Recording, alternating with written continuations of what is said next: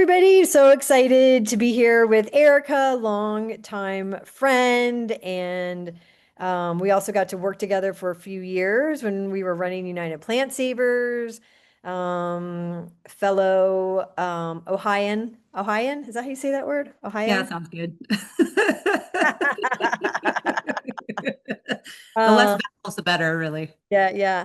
But yeah, Erica's going to be doing an intensive on Friday morning, and I'll let her kind of talk about what her intensive is going to be about, talk about her business, Sovereignty Herbs, and yeah, turn it over to you.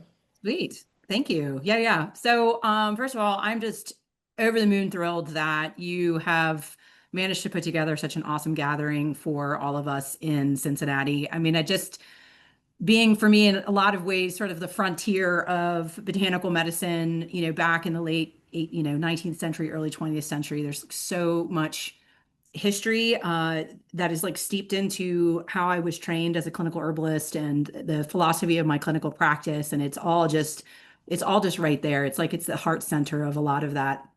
So just to be in that space and in that energetic gathering together, it's just a really epic opportunity. So Yeah. I'm really grateful for that. Yeah, And and so let me just jump in here that I recently was doing some research about Memorial Hall, trying to figure out like what kind of things were happening in that time period. And they actually held like graduation ceremonies for the Eclectical Medical Institute are inside Memorial you kidding Hall. me? You see, you So couldn't even. we're gonna be like, herbalists of the future and herbalists of the past sort of meeting in this space, right? I think that is like just, Yeah. I don't I know, mean, you mind you can't blowing. make this stuff up, you know. It's like something in your spirit just knew this was the right call. And it's a gorgeous building and I mean Yeah. all of it. So and also just the lineup that you've put together, the different teachers, the different topics, like the whole thing is just so rich and going to be so nourishing on so many levels. So just super honored to be a part of it and to be able to share a little bit more for, all of the students of herbalism who are wanting to actually make a clinical career out of this work. And so that's really going to be the center topic for my intensive. So it's like this path to clinical practice and what that looks like. And we have, as clinical practitioners, unlicensed in the United States of America, we have a very clinical practice is a very unique business. It's a very unique journey. And a lot of us, as students of herbalism, graduating from programs, there isn't sort of a specified path to success, right? We all have to kind of get onto the mountain, as I talk about it, get onto the mountain and forge our way up that mountain. Um, and it's not a preordained path. There's a lot of programs, for example, if you went to nursing school or if you wanted to become an attorney or something like that, where you go through this training and then there's a very sort of prescribed path towards getting a job or building a career in that genre. And it's definitely, I feel like, not necessarily the case for us as clinical practitioners, unlicensed clinical practitioners of herbalism. So with that, we have a lot of unique challenges that come with actually launching into clinical practice. And I think that is what I kind of call this gap or trying to land the leap from student to practitioner. And there's this chasm between these two realities. And I think a lot of students leave their programs really excited, really pumped, have put in a lot of money and a lot of time, and a lot of energy and a lot of effort into training. And they go to launch into this next phase, and then boom, they just end up falling into the chasm because they're not necessarily prepared for the business implications and the administrative implications of what it is like to build and grow a thriving clinical practice, and especially one that is rooted in, safety, ethics, and accountability. These are really three important features of clinical practice. So, and there's not a lot of support necessarily or training for how to make this work. And so what I have loved about my work with Sovereignty Herbs is, not only offering clinical mentorship um, for students who are trying to land that leap and get more clinical hours, but also the business mentorship piece. And working with students to help them sort of workshop the landscape is what I call it. So my intensive is really going to be a little bit like that. It's going to be here's the sort of landscape of unlicensed clinical herbal practice. And to get, I don't know, really to get students or people who are attending that class really start thinking about all the things they need to be thinking about as they're trying to, soar off into the next stage of their career. So we're going to be talking about some nuts and bolts. We're going to be talking about things like herbalism and the law. We're going to be talking about, things like marketing your services and the do's and don'ts of that. We're going to be talking about why it's important to have a business vision. And so there's just it's going to be a lot of juicy, rich nuances that I'm going to put into that. And that'll definitely feed into, I hope, sort of a success path for a lot of the students who are attending that class. I mean, that's the goal. Because Yeah. really, my heart path in all of this, what I've discovered is like my work in the world is about, elevating the profession of clinical herbalism and assisting students, graduates of herbalism programs to really land that leap because we need more herbalists working with clients, again, under the auspices of, safety, ethics, and accountability. So it's really, for me, it's really juicy. Yeah. The Yeah, intensive will be juicy. And then it's like if someone wants to continue, there's this like mentorship program yeah, that yeah. you really that I've you've got a created couple. and nourished. Yeah. Well, one of the there's a few things I'll say. So I do have a business mentorship program with through Sovereignty Herbs, which is, sort of a 5-month intensive. I also have a clinical program as well, which is launching in October. And that is, with 80 plus hours of supervised clinical practice and some like intensive education and all of these pieces. So that's also a really awesome opportunity through Sovereignty Herbs.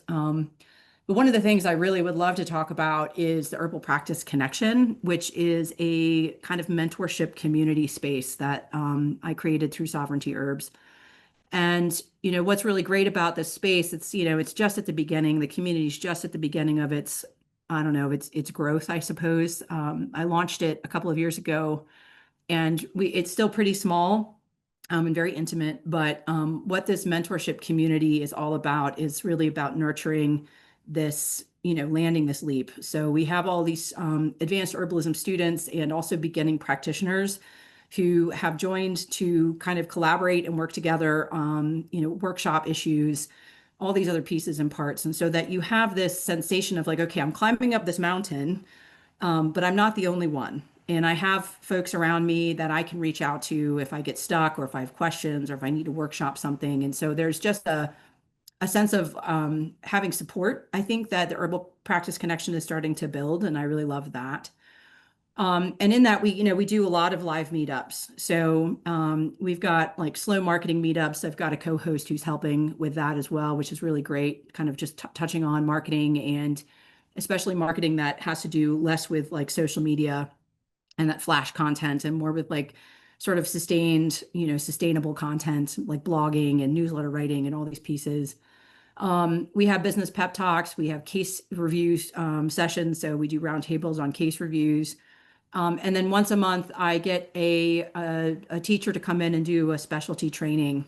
And sometimes this has to do with like, running a dispensary or the herbs themselves or, materia medica, or sometimes this has to do with like, marketing and, running your business. And then sometimes this has to do with sort of clinical phenomenon as well. So I try to get different teachers with different levels of expertise to come in.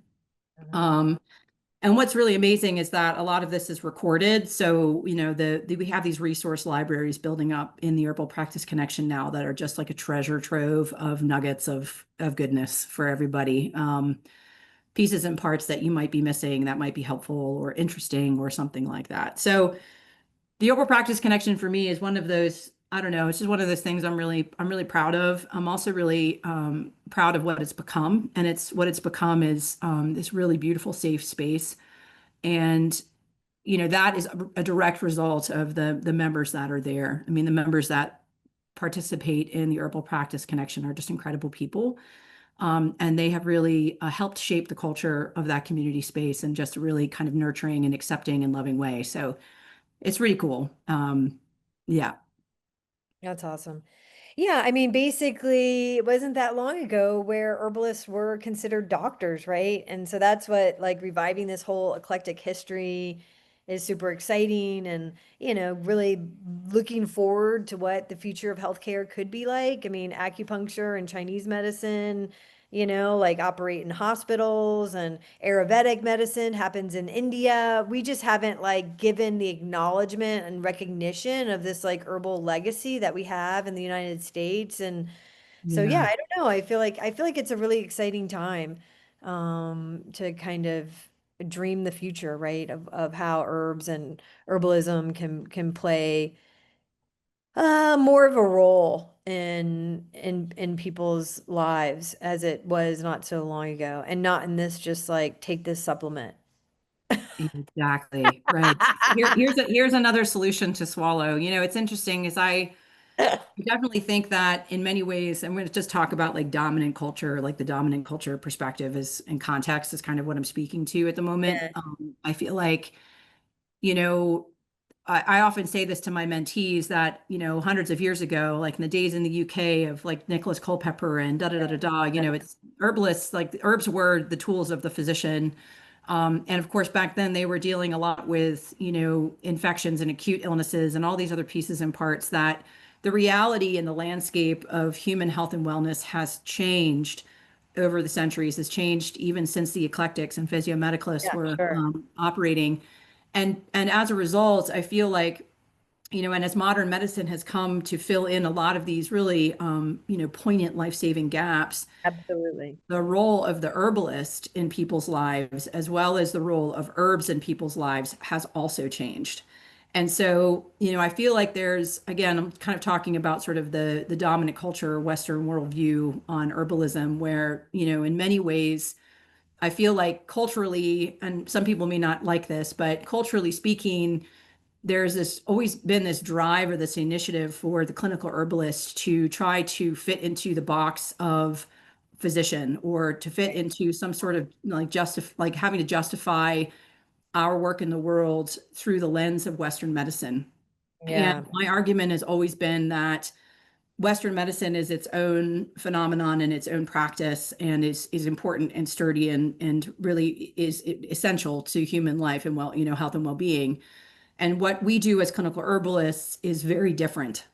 So people talk about, herbal medicine, and I'm like, yeah, I don't like to call it medicine because for me, yeah, medicine is just defined as this solution to swallow kind of yeah, piece. And so that the role of the herbalist and herbs has changed, and herbalism in itself stands in its own right. mhm, And it provides sort of its own support to the, human health and wellness story. And yeah, that we need to claim that yeah, and own that, and not have it be sort of a comparative or like trying to fit what we do yeah, into the box of that, that lens or that context. And so it's interesting to, also kind of speak to the evolution of our practice over the sure. years. Yeah, and planetary wellness, right? I mean, Exactly. yeah. Yeah. Yeah. So, well, that's a great place to stop. Yeah. You just keep To learn more, going. to learn more, you got to show up in person That's and right. That's dig in. right. Yeah, yeah. All That's right. right. Awesome. All See right. you Well, in thank you, Susan, for Cincinnati. having me. I look forward to seeing you at the IHS. Yeah.